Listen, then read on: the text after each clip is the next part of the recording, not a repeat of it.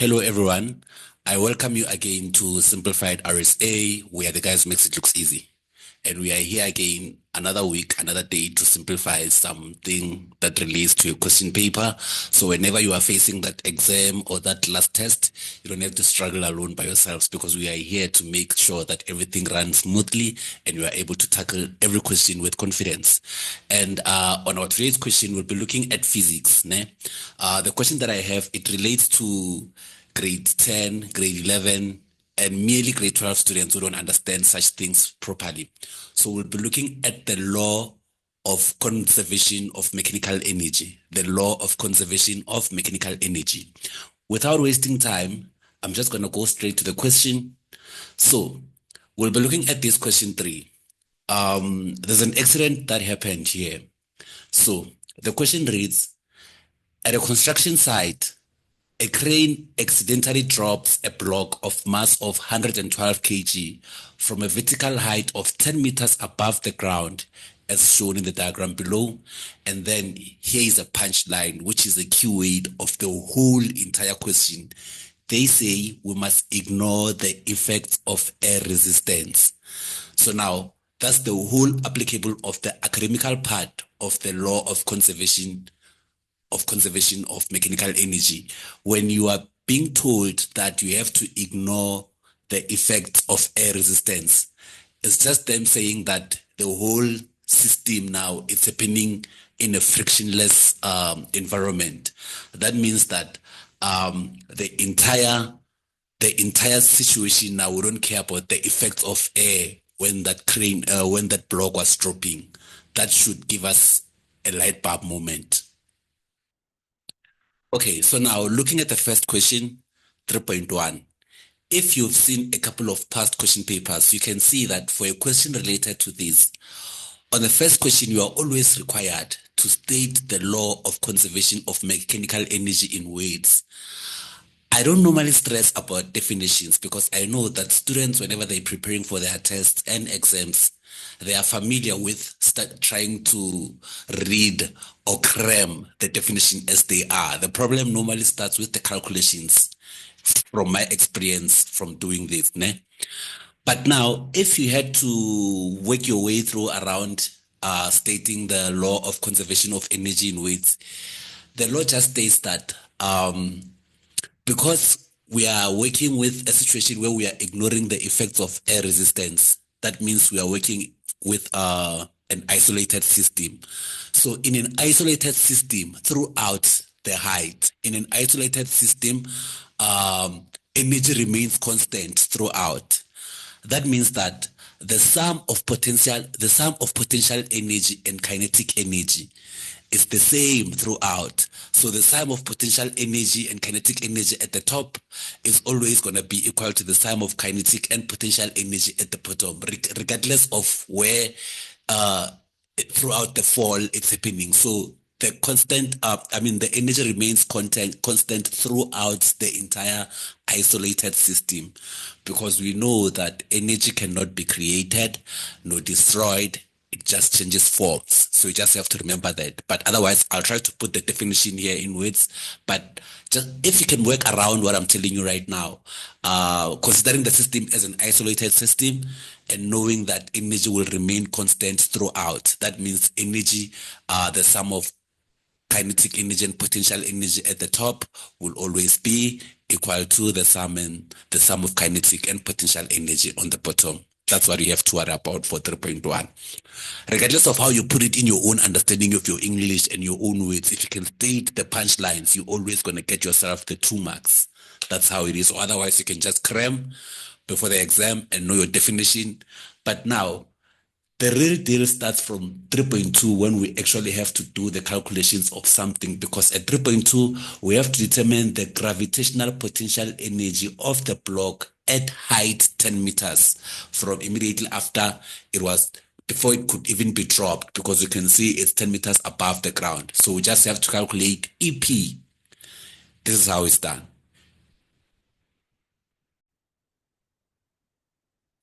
There is no challenge here. For 3.2, 3.2, we just have to calculate the gravitational potential energy of the block at height 10 meters as it is. So I've given the structure of how it looks like. So we just have to calculate the potential energy. So that means we have to calculate EP here when it's still 100 meters above, 10 meters above. So to calculate that potential energy, gravitational potential energy, the formula is mgh. From here, we know the mass of the object.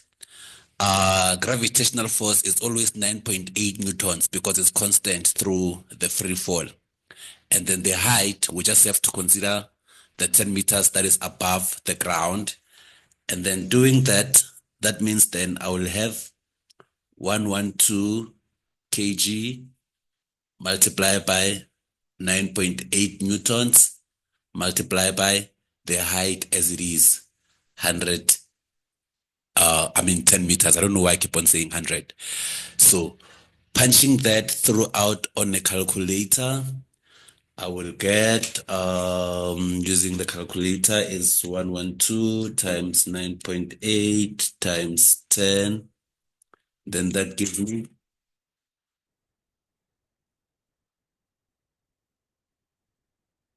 10,976 joules. That's the SI unit for potential energy. So for both potential energy and kinetic energy, the SI unit is measured in joules. So just put J like that. So that's how we go about in doing 3.2. If there's one thing that I want you to always remember or always consider, is that whenever we are calculating gravitational potential energy, we are considering the height below the object of consideration, the height below the object. Now, looking at the next question, 3.3, we are required to calculate the velocity of the block when it falls. No. We are required to calculate the velocity of the block when it has fallen 2 meters. Just 2 meters when it has fallen. So it was on 10 meters before. Now it has fallen 2 meters. And then we don't really care about the 2 meters. We care about how far from the ground above or below the object is our new height. Now I've drafted this for you.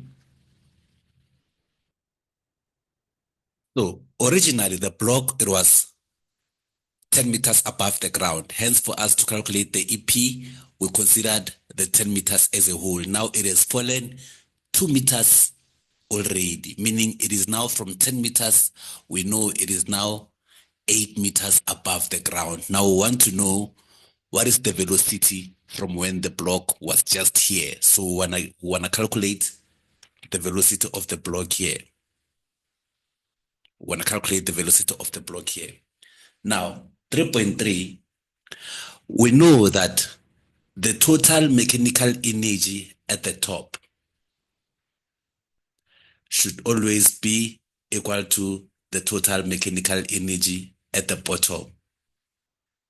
So we're considering this as our top, we're considering this as our bottom for this scenario, just after it had fallen 2 meters. But we consider this height here, the 8 meters above the ground. So look at this. We know that the sum of potential energy plus the sum of kinetic energy at the top must be the same as the sum of potential energy plus the sum of kinetic energy at the bottom. That is according to our law of conservation of mechanical energy. So for the top scenario, we have mgh plus half mv squared for the top should be equals to, for when before it falls here, should be equals to the mgh plus half mv squared just when it gotten here. But look at this. At the top, the mass is 112. 9.8 is our gravitational force, and the height, it was 10 meters because it was still above, plus 1/2. The mass is 112, but before it falls, before the accident happened, the velocity was 0. Therefore, this should be equals to the mass of 112 after it has started falling, multiplied by 9.8, multiplied by the height below, which is now 8 meters, right? I'm just going to put the addition sign here because I was supposed to put it here for this one here, plus 1 over 2, 112 v squared, like that. So the total of the total energy above, we didn't have kinetic energy yet because the object hadn't fallen at that point, which is the reason why we have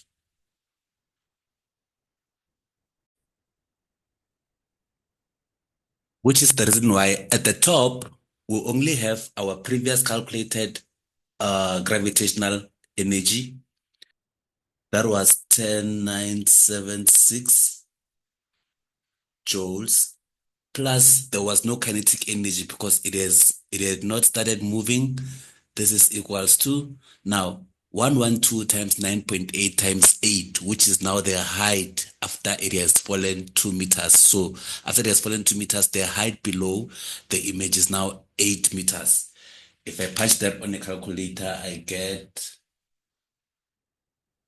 8780.8 joules plus this part here, 1 over 2 times 112.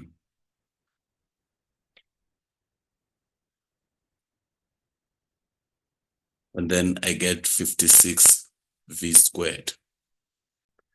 If I have to write this in order because of the space, I have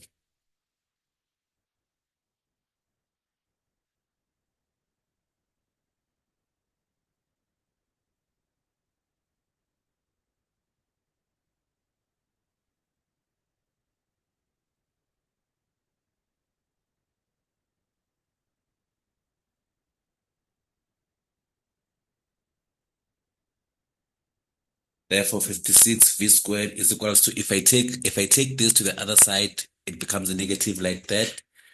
Therefore, I have 10,976 minus 8780.8. It gives me 2195.20, but I have to solve for v. I divide by 56 both sides. If I divide by 56 both sides, I'll get that v squared is gonna be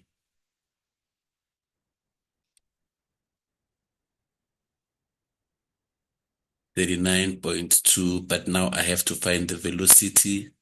Therefore, the square root of that, therefore v will be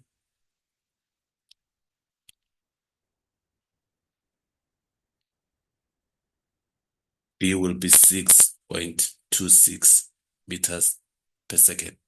I'm sorry about the whole spacing thing, but this is how we get the velocity.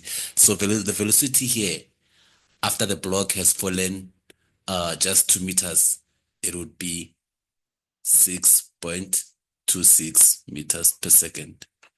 Here the EP was 10,976 joules. That's what we have. So just to recap on this, because of the whole space and the whole complication of the calculation, the total kinetic energy at the top is equal to the total kinetic energy at the bottom of reference, which is after it had fallen 2 meters. The sum of potential energy and the sum of kinetic energy at the top is the same as the sum of potential energy and the sum of kinetic energy at the bottom of reference. And then you just substitute everything there, and then solving the whole thing, doing the math there, we got here, but because of space, it continues from here. V squared is equals to that, and then the square root of V would be 6.26 meters per second. So here's the thing that I must put out there. Ne? As much as the previous calculations may seem so complicated, you must always have the total mechanical energy at the top to be equal to the total mechanical energy at the bottom as your first step. Second step, you must show that the sum of potential energy and kinetic energy at the top should always be equal to the sum of kinetic energy and potential energy at the bottom, meaning EK plus EP at the top should always be equal to EK plus EP at the bottom. The calculations will work themselves out based on the situation. So now, for instance, if the object hadn't started moving at the top, it's gonna be just the potential energy that gives the value of the energy. But at the end of the day, everything remains constant throughout the isolated system, given that there is no friction, or we can ignore the resistance of air effects. Now, looking at 3.4, we are required to prove with calculations that the velocity of the block is 14 meters per second upon striking the ground. Again, you don't have to worry about how the answer will come out. It's going to work itself out as you do the calculations, as long as you follow the rule of the law of conservation of mechanical energy. Let's do it. Now, we are required to prove that the velocity here as the block hits the ground should be 14 meters per second squared according to the question, right?